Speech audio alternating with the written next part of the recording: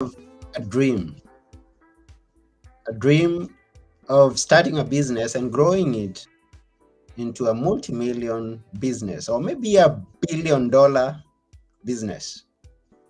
How is it? I don't know. I haven't grown one, but I have someone who's done that and he's going to share with us some great tips. This is Now Tell Us, and I'm your host, Anthony Moirore. Please remember to share this with your friends so that they can also come and enjoy what we are discussing here today. And if you have a question, ask it. If you have a comment, we appreciate feedback. And without taking one more minute, I'm going to ask you to join me as we go together to meet our guest today, who is known as Tana Chidester. Here we go.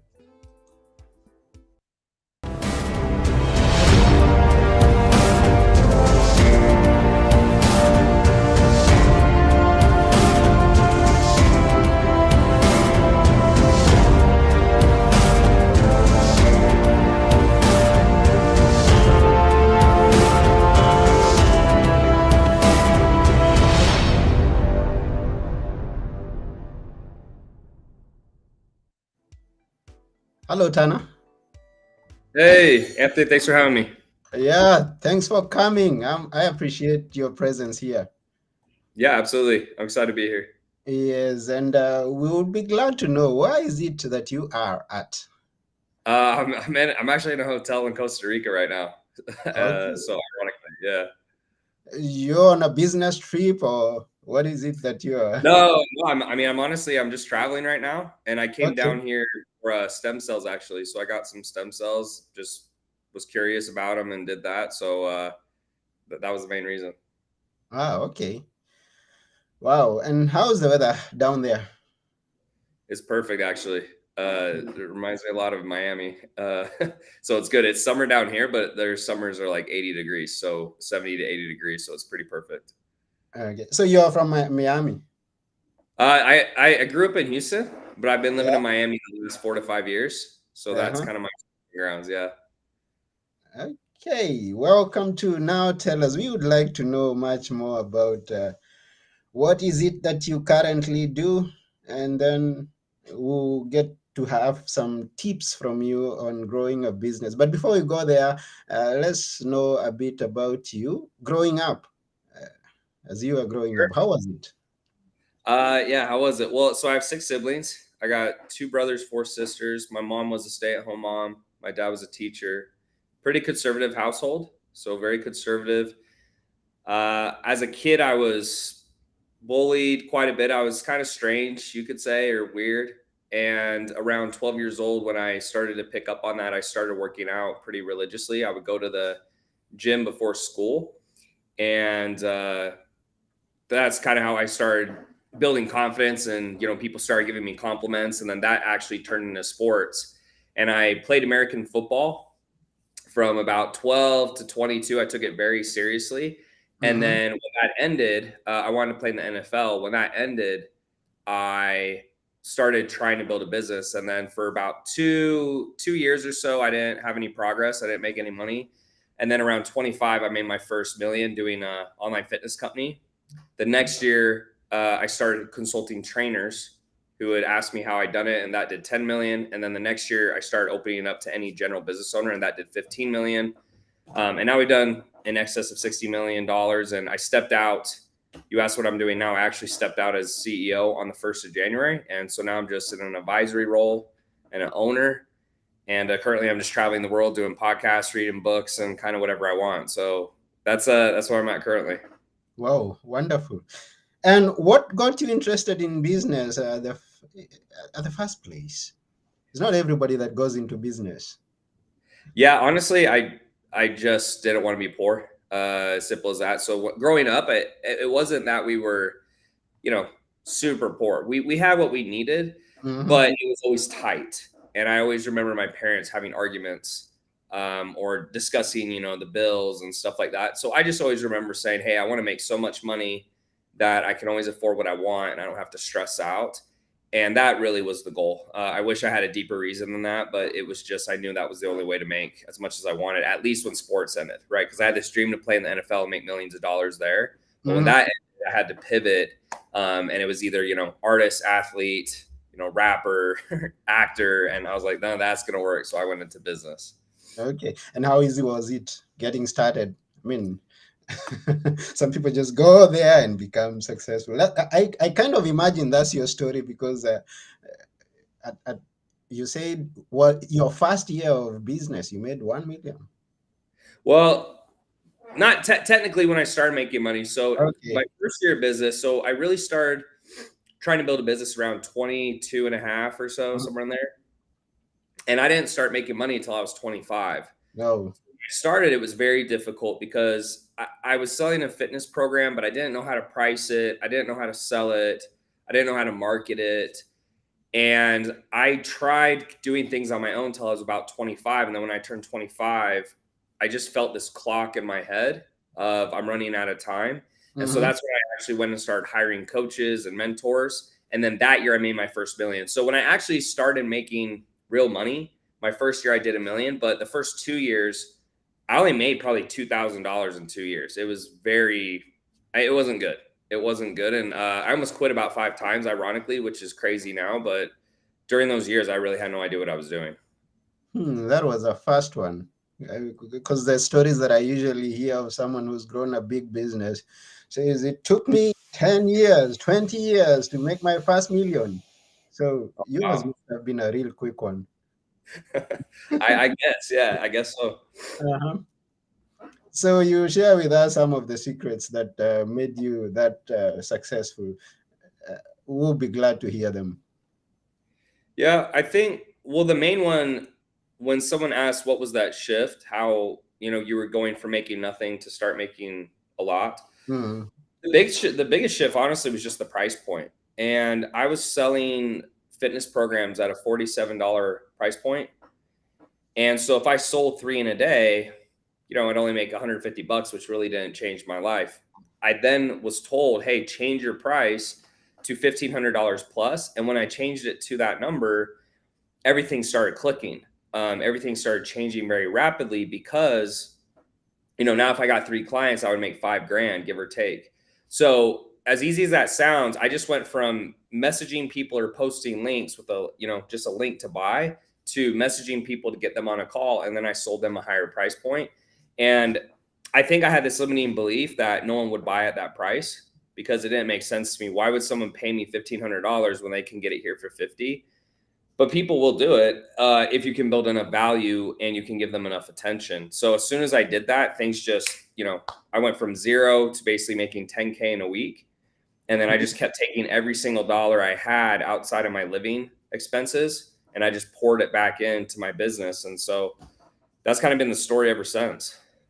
and my question is, and something that the listener or the viewer could be wondering, is this the same thing that you are selling at 50 and again at 1500? Exactly the same thing? Yeah. Well, that's a great question. It's the same thing. So the only real difference is, well, I would say this, it's more customized. So when I was selling a $47 program, they would buy it and it would have different options, but it was already preset options they would choose. So it would have, for example, anywhere from 1,500 calorie diets to 5,000, and it would Hmm. have anything from 1 day a week working out to 6, and they could pick. When they pay this higher price point, I can take the time to customize it to exactly their needs and their wanting, and they have Hmm. communication with me. So the increase in price point, really what they're paying more for is customization and then Hmm. attention. So it's similar, right? Like, I mean, it's similar, but you're getting a lot more attention from myself, and then it's a little bit more customized. But overall, to be frank with you, I still didn't think they would buy it at that price point. It surprised me when it first happened. Mm. Because I'm also not imagining. I mean, I am offering something at $28, and then I'm going to put it at 1500 or maybe 2000, and then it means it's off this world for me to make that shift. Right. And it was, and honestly, I didn't think it would work, but I was so desperate because everything else I tried hadn't worked. If you had told me that when I started, I probably would have ignored you, but I was so desperate. And then when I got on a couple calls and they paid right on the phone, I mean, they were giving me the credit card right on the phone. I couldn't believe it. I was shocked. I couldn't believe that it was actually happening. So how was it the first, tell me what it was like, that first client, that first customer that said, okay, let's do it. How was Yeah. it? So, well, so after I closed the deal, I remember the first feeling I actually had was anger, because I felt that for 2 years I'd gone through a really hard time and I was this close the entire time and I didn't know it. So the first feeling I actually felt was anger. The second feeling was probably elation that, okay, I figured this out. And then actually the third thing I did after that was I actually called my parents and I said, hey, I figured this thing out. I'm going to move home if you let me, so I can save money on rent. And then I'm going to build a business. And I actually built my empire out of my parents' bedroom, one of their bedrooms. And I did that just because once I started making sales, I just didn't want to lose it. I was so scared that it was going to go away. And so I just did everything I could do to continue to make money and focus. Where were you before that? If I before was, you moved into your parents' house? yeah, so I was actually doing door-to-door sales in North Okay. Carolina for a company called Alder. Yeah. And before this had taken off, I was knocking on doors, thinking, right? I didn't know this at the time, but I was thinking, hey, if I just make more money, I'll have a real business. But really, what actually helped me, Anthony, ironically, is the door to door knocking made me super, super skilled at sales. So I think that's also another reason when I finally started figuring out how to price my programs and market them, I crushed because I just done door to door sales for 9 months and those people hate you, and they have 25 different objections. When you're doing sales over the phone and they're interested, they only really have 3 objections, right? Price, spouse, think about it. So I actually thought it was infinitely easier. I made infinitely more money. So it was actually a good time for me. I enjoyed it because I remember joking, these people actually want what I'm selling. And that was the big takeaway. Mm. Now, I am guessing that the first client or the first customer of the high price was not the first one that said yes. Did you have some no's before that first person who said yes? And how No, was yeah, ironically, no, the first 3 people I talked to did say yes, so I lucked out. wow? Yeah, and I think, I think the reason was they had been following me for a long time, and so the Mhm. first thing I did is I started messaging, my followers and people who commented on my social media. And luckily, the first 3 people I spoke to made pretty good money. So for them, they're like, "Oh, $500 a month, yeah, like no problem." But for me, I was like, whoa, $500 a month. Like I felt like that was a ton.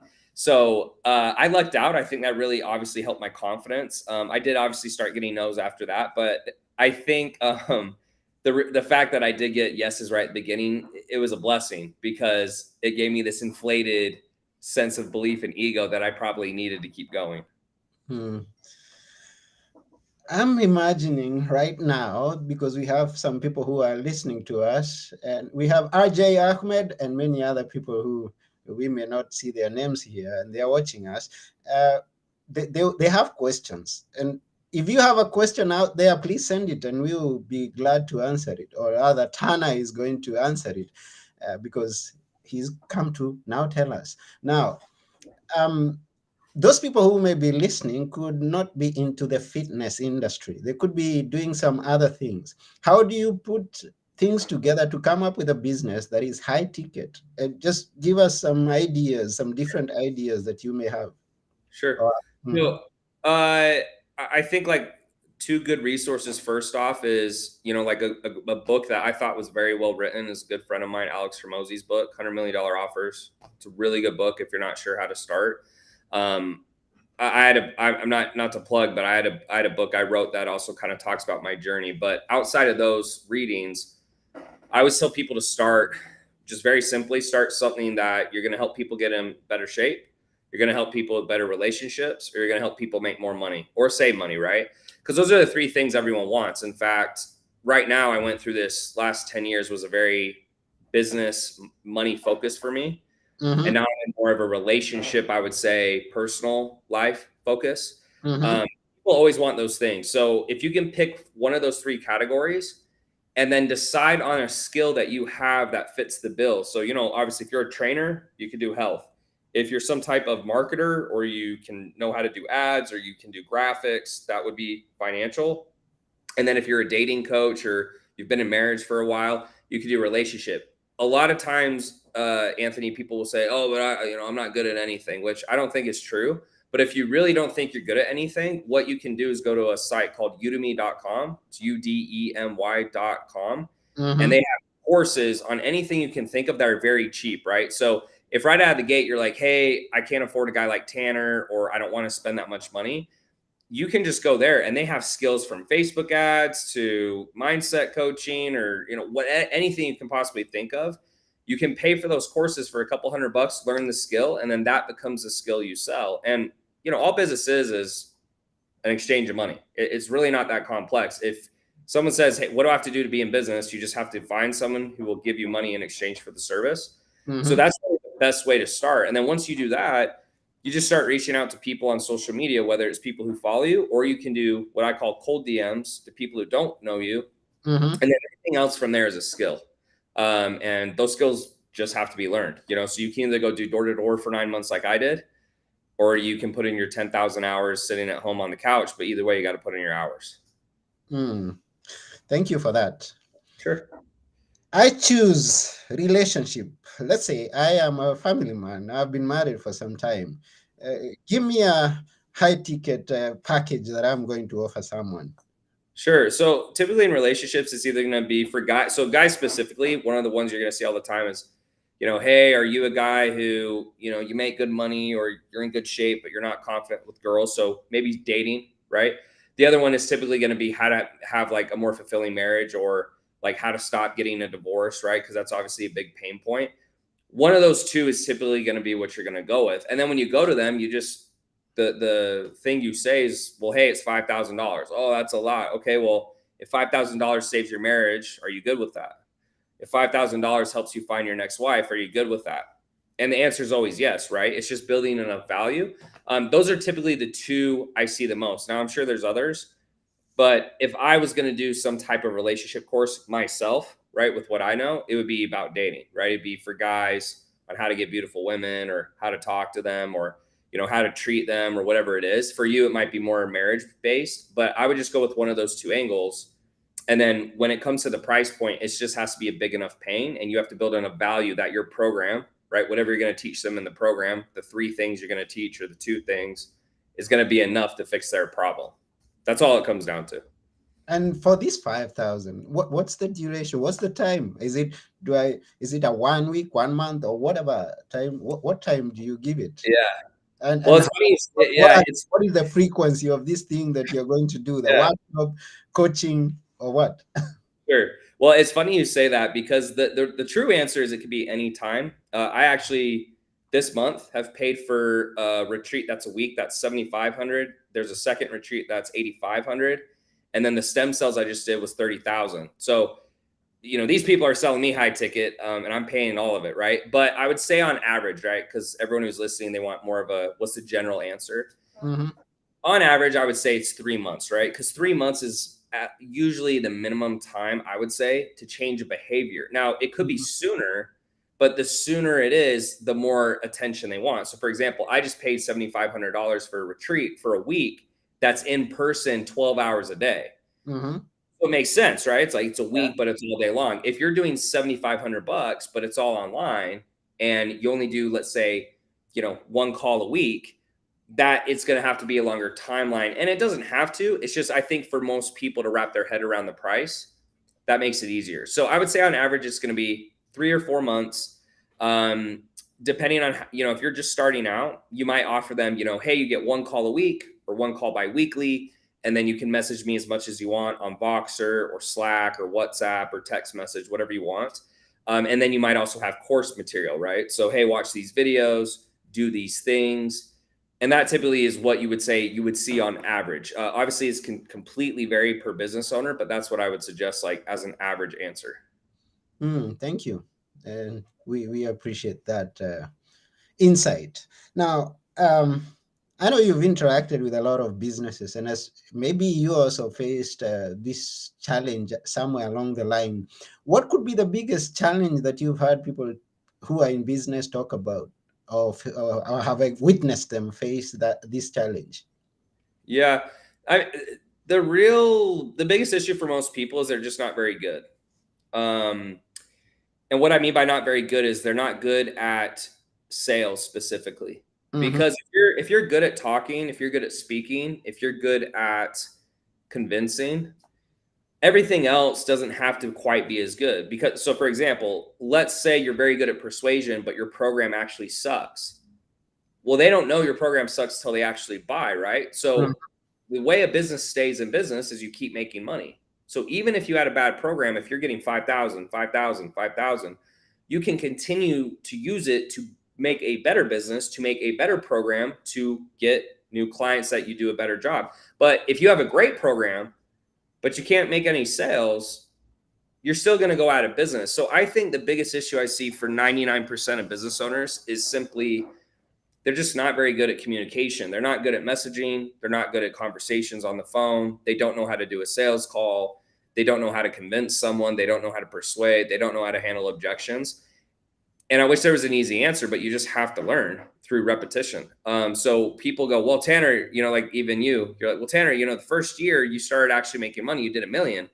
But they didn't see the 2 years before where I did 9 months of door-to-door sales and I was a server and I played, at the collegiate level for football. So I had all these adversities and I think prep time before that I didn't realize it was prep time, but it actually was. Mm. That's a good one. And also, Jordan, Anthony says that's a great point. So thank you, Anthony, my namesake. And everyone else who's watching out there, please give us feedback, comment, ask a question, or anything. We appreciate that. And I'm imagining being a millionaire. They say that birds of a feather flock together. So I'm imagining that you've rubbed shoulders with some high flying people. Uh, any names you could drop if you? Yeah. So I actually have, if you go to my Facebook, there's a pinned post at the top and it's got about 30 people who I've had conversations with who have sold for either 9 or 10 figures. Mhm. Um, I would say one of the, I brought up Alex Ramosi earlier. I consider him a good friend and he's obviously a great business owner, but I've talked about 30 plus people or so. I wouldn't say like I'm the best friends with all of them, but obviously acquaintances. But some that like pop off is Justin Hartfield. He sold Weed Maps for 1.6 billion. Scott Cohen sold for over $1 billion. I talked to Kim Perrell. She sold a company for over 100 million. So quite a few people, but when I'm on those calls, I'm usually picking their brains and trying to see what I can learn from them. That's good. So you've been learning quite a lot. Give us one or two or three secrets that you've learned from those other great people, because you've been talking to them and you've picked quite some interesting things. What could be the things that you would like to share with us, those who are dreaming big and want to get there? Yeah. So the patterns I've seen throughout those calls, it's two main things. The first is that most of the people who sold for over $1 billion had an internet marketing background. So they knew how to run ads, they knew how to do phone sales, they built teams before. So kind of the skills you actually learn, or that I would say I've learned, that was a base for a lot of them. So that was interesting to see. Then the second thing that I thought was interesting was that they had services or products that were very easy to fulfill. So, for example, the companies I run now actually have very high levels of service. It's one-to-one. There's a lot of touch points. There's a lot of attention. We have in-person events. We have group calls. We do Zooms like this, restreams, right? What they had is it was almost zero fulfillment. So I'll give you an example. Justin Hartfield sold Weed Maps. Weed Maps is like Yelp for weed. So all he would do is he would have all these business owners who had weed stores who would pay him to list on there and get ranked. And then people would go and comment and say, oh, this is a great store. This is a great weed product, whatever. And that's it. So he has no fulfillment, but he's getting paid a ton of money, right? That's another reason why tech companies get high multiples, because once you pay for it, that's pretty much it. Mm-hmm. The second thing, outside, and that was, and that was pretty much it. The second example was Scott Cohen, who sold Byte, and Byte was an Invisalign competitor, but he was better at marketing because he had an internet marketing background. So he just out marketed Invisalign. So like Invisalign was doing TV commercials, and they had a sales team. I think he actually said it was in Panama or Costa Rica, was one of the two. Mm-hmm. His sales team was in the US. He was marketing on Facebook and Instagram. And so he beat them and sold for over $1 billion in a year. And again, it's easy fulfillment. Like they come in, they slap on the braces, they're pretty much done. And then they probably upsell recurring like dental visits or whatever else. So for me, I think the most interesting thing to see is that if you want to scale a company to $1 billion, it's a lot easier if it's easier fulfillment, right? So, even like Apple, like you buy this phone and you're done. That's a lot easier to fulfill and give everyone the same level of service. Last thing I'll say on it is the reason that service-based businesses can get usually to $1, 2, maybe $3 million a month, but then they struggle to scale after that is because if I get George, who's a 10, and I get Tom, who's a 5, and I get Sally, who's a 3, well, George and Sally and Tom get the same experience, but George gets the best results because he's more skilled. Mm-hmm. So you have to think about if you had people who were not very bright, right? I'll just say not very bright.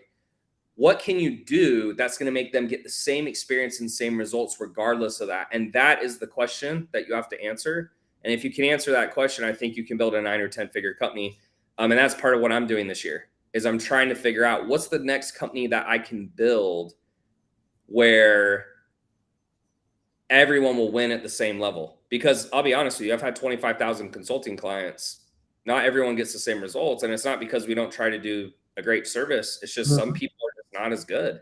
So because of that, their perception of the outcome is negative versus this guy's who's a super positive. And so you don't get that word of mouth at the highest level like Apple does or iPhone because, oh, I love my iPhone. Next person. I love my iPhone. They're not going to say anything bad about it because the iPhones all do the same thing. So hopefully that makes sense. And I go too much on a tangent, but that's really the biggest things I learned from those conversations. Wow, thank you for that. It's quite something for us. Now, I want to imagine, and many people would agree with me, that nobody succeeds alone. So, how was it, or how has it been up to now, with you working with people, or people working for you? Tell us about that. Yeah, so I have to give my first mentor ever was David Fry, and David Fry is from the ClickFunnels world. He introduced me to it.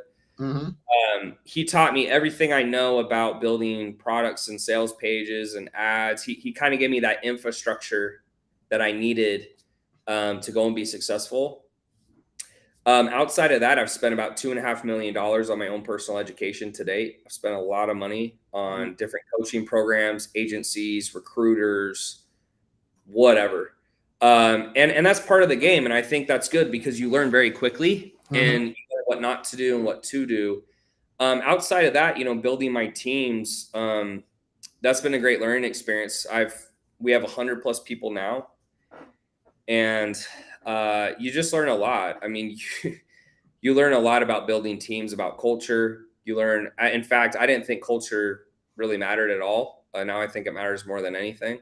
You learn about the fact that hiring someone with more experience tremendously helps your business more because you don't have to spend all your time managing them and training them. You can just leave them alone and they can do stuff.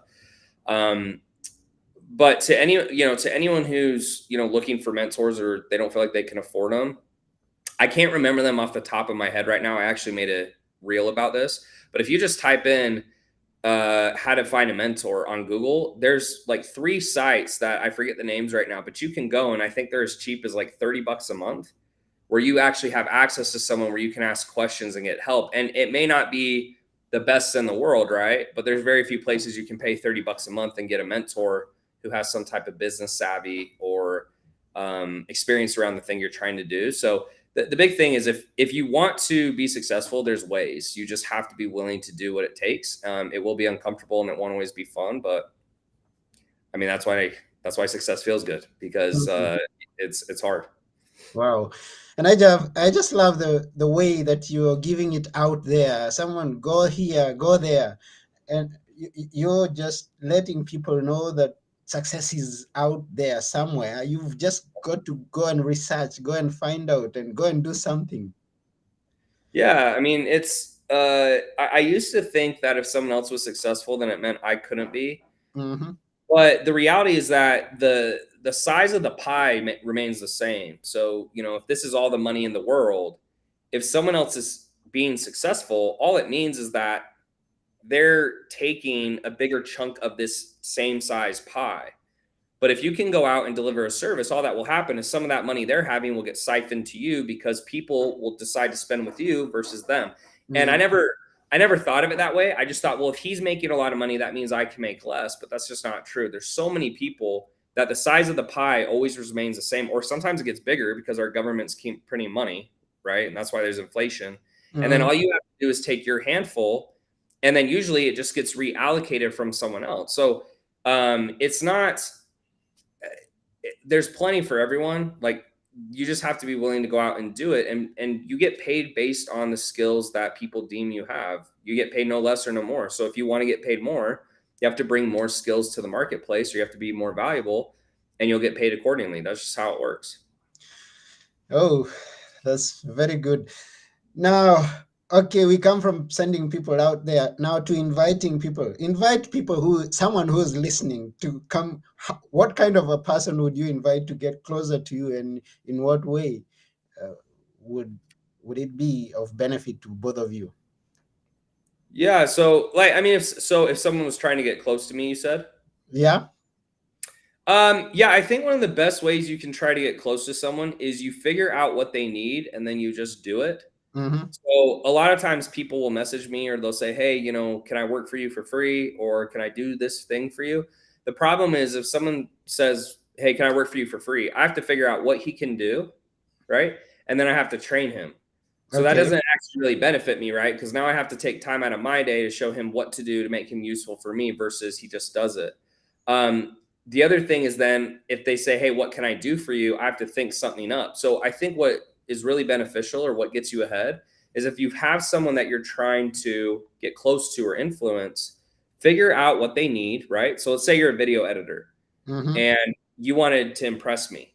Go find my clips, edit them up, make them better, come to me and say, "Hey, I don't know if you need a video editor, but I took some of your clips and here's some of my work. Let me know if you'd like, to see more." Like, that would be something that would take me a lot more likely to respond, more likely to bring them on the team than Mm-hmm. if they just say, "Hey, I'm a video editor. Do you have work for me?"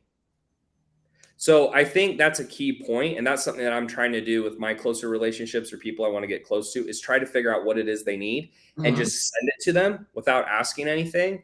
And then they feel a lot more likely, or it's a lot more likely they're going to reciprocate that action. Mm. Wow, that's is quite. Now we are almost coming to the end of the show, but we feel like just staying there and listening to much more of what you've got to say to us today. But since we've got to go at some point, how can people find you? Because I know there are people who are interested to know about more about you. How would you advise them to get to know what it is that you're doing, how to get to connect with you? Sure. Well, yeah. So YouTube, I'm going on. I'm trying to do as many videos as I can. So YouTube would be the first place, just my first and last name, and then if not YouTube, Instagram. Those are probably the most two active platforms for me. Mm-hmm. Uh, right there, one of those two places you'll see me. And would you like to share with us your website, or we just Yeah, keep? yeah. If for anyone who's listening, obviously, I've scaled a coaching business to 60 million plus, and if that's something you're looking to do, or you're trying to learn skills on how to build a business, one of my companies is elitecos.com, and you can just check us out there. Okay, that's wonderful. Yeah, so everyone, you can go to www.eliteceos.com and connect with Tanner there. It's wonderful. We appreciate your presence here. It's been a wonderful moment with you here. And yeah, we will definitely go and apply some of the things that we've learned here. Thanks so much for having me, Anthony. Appreciate it. Looking forward to be a millionaire sometime soon. So, but then that I need some. I don't know. I'm gonna practice 28 to 1500, 28 to 1500, maybe. That's not easy. It's Because not. It's a jump. It's a jump, but it's like anything. Once you it's a do it once job. or twice, it's Yeah, it's a jump. But we're gonna get there. If you have a big dream, then you're gonna take some big steps. I agree with you. Now, before you go, leave us with a few things that we should always remember. Which are they? yeah. I think people will ask me, what are the things you wish you did differently? And so I think what I wish I had done differently was I wish I had hired help sooner. So I wish I had just went and humbled myself and become more resourceful, saved more money, paid someone. Um, and then I think number two is just it sounds very cliche, but you just never give up. And the reason I say that is not because I think it sounds good out of a book, but if you look at my first 2 years of business, I made $2,000, right? If you look at my next 4.5 years or so, I made 60 million. And so just because you're struggling now doesn't mean you're always going to struggle. In fact, it means it's probably more likely you're closer to success because when you fail, you learn not don't do this, don't do this, don't do this, don't do this, don't do this. And so you're getting closer and closer to what the truth is. So I would just highly recommend people, I almost quit. I feel I have a very strong mentality and I almost quit and went back to school. And so I know if I almost did that, then people who are watching this could also be thinking that. And so the sooner you hire someone, typically, the sooner you will speed up your success. And the more likely it is you will be successful because the longer you go without, a little bit of a win, you're more likely to quit. Because if you're spending all your time trying to build a company, you're making no money, and people are laughing at you and telling you you're stupid and you should stop wasting your time, after a while, you'll start to believe them if you haven't had some success. And so I stuck through it and I barely made it, but I was very close to not becoming who I am today because I was prideful. So that's really the two things I leave people with. Wow, thank you. They are great points there. Just wondering to myself, which part of my business should I think of hiring first? Usually whatever takes you the most time, but it's the least important. So what I mean by that is typically one of the easiest positions to hire for is fulfillment, but it also takes the most time. So that's usually where I start. You could make the argument that sales takes more time, but it's more important. So I usually start with fulfillment because if you have a good program, the fulfillment's usually the easiest to deliver on, right? To follow through with, and it's the easiest to hire for, and it takes a lot of time, so you get a lot of time back. Um, I wouldn't do sales first. If I had to pick an order, I'd do fulfillment, lead generation, or like a setter, sales rep, and then probably ads from there. That would be like my first four hires. Okay. Wow, that's quite a great insight following in that order. We really appreciate everything that we've shared. I actually feel that we should have you back sometime sooner to Sure. continue sharing with us some great points like you've shared with us today. Sure. Yeah. I'd love to come back anytime. And thanks for having me, Anthony. Yes, thank you. And I also want to take this opportunity to thank every person who's been watching or listening. And also, if you've listened to this, the recorded version of it, we thank you too for taking your time. You can always remember to go to nowtellus.com and get us a feedback. Or go to eliteCEOs.com and connect with Tana. That's about it for today. And it's been a wonderful time with all of you here. This has been your host, Anthony Morore, and together with our guest today, Tana Chidester, we're saying, go and be a millionaire, maybe a billionaire. Just go and do it. Bye for now.